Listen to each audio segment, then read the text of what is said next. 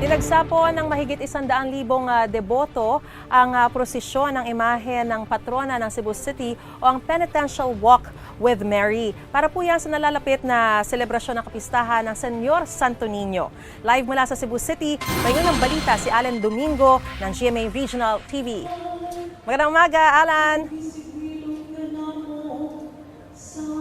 Yes, Maris Pit Senyor, kasalukuyang isinagawa ngayon ang second mass sa ikasyam na araw ng novena sa kapistahan ng Senyor Santo Niño dito sa Basilica Minori del Santo Niño sa Cebu City.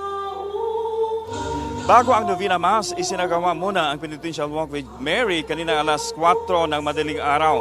Iprenosisyon ang imahe ng patrona ng Cebu City, ang Birhen sa Guadalupe.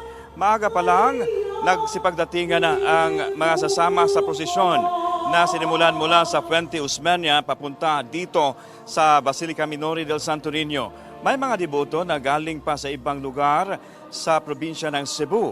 Karamihan sa kanila may bitbit na imahen ng Senyor Santo Niño at mga sinindihang kandila. Ang taunang Penitential Walk with Mary ay ginagawa sa huling araw ng 9th day novena na parte pa rin ng 460th Fiesta Senior Celebration. Ayon sa Cebu City Police Office, tinataya mahigit sa 100,000 deboto ang nakiisa sa aktibidad.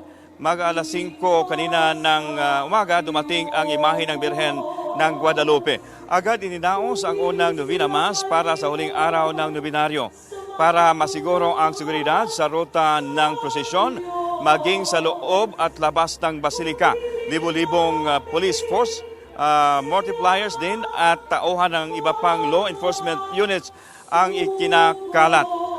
Maris, mga alas 7 ngayong umaga, inilabas ang imahe ng Senyor Santo Niño at Birhen sa Guadalupe para na rin sa isasagawang traslasyon papunta sa St. Joseph National Shrine sa Mantawi City. Tuloy-tuloy pa rin ang religious celebration hanggang bukas sa Fluvial Parade, isang araw bago ang kapistahan ng Senyor Santo Niño. Maris. Viva Pit Senyor! Daghang salamat sa iyo, Alan Domingo ng GMA Regional TV. Gusto mo bang mauna sa mga balita? Mag-subscribe na sa GMA Integrated News sa YouTube at tumutok sa unang balita.